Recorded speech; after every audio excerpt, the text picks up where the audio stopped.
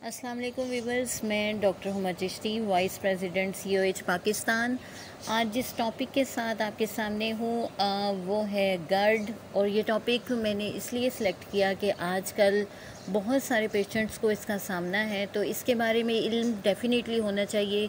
इसकी अवेयरनेस के लिए, गाइडलाइन के लिए ये वीडियो बनाई गई है। तो बात करते हैं GERD के हवाले से। इन सिंपल वर्ड्स अगर हम बात करें तो GERD is a disease of stomach, यानी स्टमक का प्रॉब्लम है ये, और गैस्ट्रोसोफेजियल रिफ्लेक्स डिज़ीज़ कहा जाता है इसे। एक्चुअली होता क्या है, it's a backwash of stomach acids, यानी जो हमारी स्टमक में बनने वाले एसिड्स हैं उनका बैकवॉश है, बैकफ्लो है, और एक लॉन्ग टर्म किस्म की कंडीशन है। आसान लफ्ज़ों में इसके बारे में बात की जाए तो सबसे पहले ये कि होता क्या है, हमारे मैदे में बनने वाला जो एसिड है जब सोफेगस से यानी हमारे फूड पाइप में से गुज़रता है और वहाँ तक पहुँचता है तो उससे एसिड रिफ्लेक्स पैदा होता है। और इट्स अ रेगुलर कंडीशन, यानी रेगुलरली अगर ऐसा हो, परसिस्टेंट रहे और लॉन्ग टाइम रहे तो फिर ये GERD है। फूड पाइप में मौजूद जो एसिड्स हैं वो हार्ट बर्न करते हैं, यानी सीने में जलन का बायस बनते हैं, और फिर इससे स्टमक लाइनिंग डैमेज हो जाती है। यानी with the passage of time अगर ये कंडीशन साथ ही साथ रहती है तो स्टमक लाइन डैमेज होती जाती है और पेशेंट तकलीफ़ में रहता है। इसके ट्रीटमेंट के लिए ज़्यादातर PPIs यानी प्रोटॉन पंप इनहिबिटर्स यूज़ किए जाते हैं, जिनमें राइज़क का नाम बहुत ज़्यादा जाना जाता है। GERD के प्रॉब्लम में सबसे ज़्यादा जो प्रॉब्लम्स होती हैं, जिन सिम्टम्स का सामना करना पड़ता है, उनमें वॉमिटिंग है जो बार बार होती है पेशेंट को। उसके अलावा कफिंग है, ब्रीदिंग है। सबसे पहले हम बात करते हैं GERD की सिम्टम्स के हवाले से। तो इसमें ऐसा है कि सबसे पहले हार्ट बर्न, जिसका बहुत ज़्यादा सामना होता है, यानी सीने की जलन, और ये रात को ज़्यादा हो जाती है, और स्पेशली पेशेंट जब लेटता है तो लेट कर ये कंप्लेंट उसको ज़्यादा फील होती है। सेकेंडली रिगर्जिटेशन है, यानी कि खाया पिया जो पेशेंट ने होता है उसके अज्जा दोबारा मुंह की तरफ आना, ये चीज़ जो है रिगर्जिटेशन कहलाती है। फिर साथ ही साथ पेशेंट अपर एब्डोमिनल पेन को फील करता है, यानी पेट के ऊपर के हिस्से में, और साथ ही साथ चेस्ट में पेन फील होती है। फीलिंग ऑफ फूड, यानी महसूस होता है कि ग़िज़ा जो है वो गले में फंसी हुई है, इस किस्म की सेंसेशन होती है। कफिंग होती है, चेस्ट पेन होती है। फिर उसको स्वेलविंग प्रॉब्लम होती है, यानी कि निगलने में मसला होता है, क्या हो सकती है, गले में दर्द रहती है और खुरदरेपन का एहसास होता है, जिसे हम हॉर्सनेस कहते हैं। अगर यही प्रॉब्लम यानी GERD की प्रॉब्लम ये बच्चों में हो तो उसमें सिम्टम्स कैसे होंगे, आप ये चीज़ देखिए कि उसमें एपिसोड्स ऑफ वॉमिटिंग होंगी, यानी कि बार बार वॉमिटिंग हो सकती है, और फ्रीक्वेंट स्मॉल एपिसोड्स होती हैं ये, कि थोड़ी थोड़ी देर बाद और बार बार पेशेंट जो है वो वॉमिट की शिकायत करता है। फिर इसके साथ ही साथ एक्सेसिव क्राइंग होगी, यानी बच्चा बहुत ज़्यादा क्राई करेगा और वो कुछ खाना नहीं चाहेगा, ये चीज़ आप देखेंगे। इसके साथ ही साथ रेस्पिरेटरी डिफ़िकल्टीज़ हो सकती हैं, यानी सांस लेने की प्रॉब्लम हो सकती है, गले में मसला हो सकता है, और खट्टा टेस्ट हो सकता है पेशेंट का, यानी सोर टेस्ट, और ये भी स्पेशली लेटते हुए बच्चे को ज़्यादा कंडीशन फील होगी। और गले में हॉर्सनेस हो सकती है, फीलिंग ऑफ चॉकिंग हो सकती है, यानी जिसे अत्थू लगना कहा जाता है या फंदा लगने की कैफियत होती है, ये चीज़ भी बच्चे में आप देखेंगे।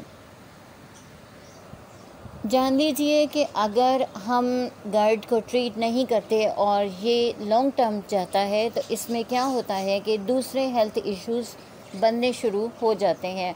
उनमें सोफाइजाइटिस होता है, यानी सोफेगस की जो स्वेलिंग होती है, जो इन्फ्लामेशन होती है, उसे कहा जाता है। मैं बात कर रही हूँ फूड पाइप के हवाले से कि ग़िज़ा की नाली की सोजिश हो जाती है, और उसमें क्या होता है कि स्टमक एसिड से सोफेजाइटिस, यानी कि स्टमक में जो एसिड्स होते हैं उनसे पैदा होने वाली इन्फ्लेमेशन को कहा जाता है। सेकेंडली बैरेट्स सोफेगस होती है, और इसमें होता क्या है कि जो ग़िज़ा की नाली होती है उसकी जो सेल्स होते हैं वो डैमेज होना शुरू हो जाते हैं और कैंसर का ख़तरा हो जाता है। थर्डली सोफेजियल कैंसर होता है। ये स्पेशली पहले ही मैंने आपसे जिक्र कर दिया, नाम से पता चल रहा है कि ये कैंसर होता है। फूड पाइप के इस कैंसर की फर्दर 2 टाइप्स होती हैं, जिसमें एडिनोकार्सिनोमा है और स्क्वेमस सेल कार्सिनोमा है। ये 2 टाइप्स होती हैं। फिर यह स्ट्रक्चर्स होते हैं, और स्ट्रक्चर्स में ये होता है कि जो एसोफेगस होती है वो नैरो हो जाती है, यानी फूड पाइप नैरो हो जाता है और ग़िज़ा के निगलने में मुश्किल होने लगती है। अब हम बात करते हैं इसकी कॉजेज़ के हवाले से। जैसा कि मैं हमेशा कहती हूँ कि हर चीज़ की एक वजह होती है, तो इसकी वजह भी जान लेते हैं कि ये फ्रीक्वेंट एसिड्स की वजह से होता है कि फ्रीक्वेंटली एसिड रिफ्लेक्स होते हैं, बार बार एसिड जो है ग़िज़ा की नाली की तरफ आते हैं। इस मैकेनिज़्म को आप इस तरह से जान सकते हैं कि हमारे एसोफेगस और स्टमक के दरमियान एक मसल्स होता है जो कुदरत ने बना रखा है। आप इसे कैप भी कह सकते हैं और स्फिंक्टर भी कह सकते हैं। जब हम खाना खा चुकते हैं तो ये क्लोज़ हो जाता है और फर्दर जो एसिड्स होते हैं वो फूड पाइप में नहीं आ पाते। लेकिन जब किसी पेशेंट को गट का प्रॉब्लम होता है तो ऐसा नहीं होता, बल्कि उसकी वजह से एसिड्स फ्लो बैक होते हैं और बार बार एसोफेगस की तरफ आते हैं, यानी फूड पाइप की तरफ आते हैं, और ये फूड पाइप में मौजूद जो टिश्यूज़ होते हैं उनको डैमेज करते हैं, उसकी लाइनिंग को डैमेज करते हैं, और इस तरह स्फिंक्टर भी वीक होता जाता है और वो प्रॉपरली क्लोज़ नहीं होता। गट के प्रॉब्लम की वजह से रिस्क फैक्टर होते हैं जिसकी वजह से भी ऐसा होता है, यानी अगर कोई पेशेंट ओबीस है, मोटापे का शिकार है, वहाँ भी इसके चांसेस ज़्यादा होते हैं। हियाटल हर्निया में भी ऐसा हो सकता है, प्रेगनेंसी भी एक कॉज हो सकती है, और कनेक्टिव टिश्यू डिसऑर्डर अगर पेशेंट को है तो वो भी गर्ड का शिकार हो सकता है। इसके अलावा बहुत देर तक एम्प्टी स्टमक अगर रहे तो उसकी वजह से भी ये प्रॉब्लम हो सकती है। इसके अलावा चंद एक चीज़ें हैं जिनका जानना ज़रूरी है, जैसा कि टी यानी कि चाय पीने वालों के साथ भी ऐसा होता है, और स्मोक करने वाले भी जो हैं वो गट का शिकार होते हैं। फिर ऐसे पेशेंट अगर कोई फ्राइड किस्म की फूड लेते हैं, फैटी फूड्स लेते हैं, तो उनके लिए ज़्यादा प्रॉब्लम बन जाती है। फिर सर्टन किस्म की जो मेडिसिन्स होती हैं वो भी इसकी वजह बनती हैं, जैसा कि एस्पिरिन, उसकी वजह से ये ज़्यादा कॉज कर देता है। जी, तो अब बात कर लेते हैं होम्यो के हवाले से कि होम्योपैथिक वे ऑफ ट्रीटमेंट में इसका क्या इलाज है। तो इसके हवाले से प्राउडली आपको बताना चाहूँगी कि 108 ममालिक में से तकरीबन 12,000 के करीब जो पेशेंट हैं गर्ड के, वो होम्योपैथिक मेडिसिन से ठीक हुए हैं। तो होम्योपैथिक मेडिसिन्स जो बहुत सारी हैं इस हवाले से जो हम यूज़ करते हैं, चंद एक का जिक्र करना चाहूँगी।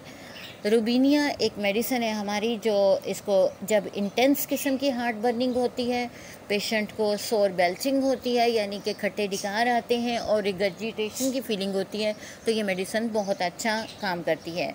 नेट्रम फॉस एसिडिटी को, हाइपर एसिडिटी को ठीक करती है और बहुत अच्छी मेडिसिन है। इस सिलसिले में आप किसी भी मेडिसिन के साथ इसको साथ में यूज़ करवा सकते हैं। और डिफ़िकल्टी इसमें पाई जाती है स्वेलिंग के हवाले से, यानी कि पेशेंट को निकलने में जहाँ प्रॉब्लम होती हो, फ्लो बैक हो, एसिड्स रिफ्लेक्स का और वाटर ब्रश होता हो, और सोर वॉमिट होती हो, यानी खट्टी किस्म की जो है वो कै आती हो, लंप सेंसेशन हो, यानी गले में जैसे कुछ अटका हुआ हो, और इसके साथ ही साथ भूख ना लगती हो, तो natrum phos is the medicine.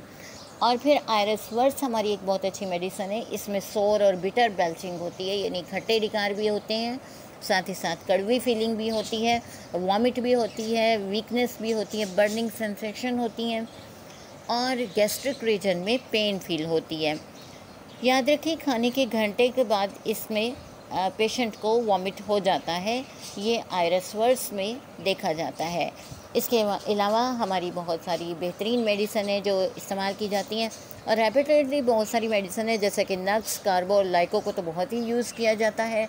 Arsenic album हमारी मेडिसिन है, कलकेरिया कार्ब है, और बहुत सारी मेडिसिन हैं जिन्हें हम according to case and sensations use कर सकते हैं।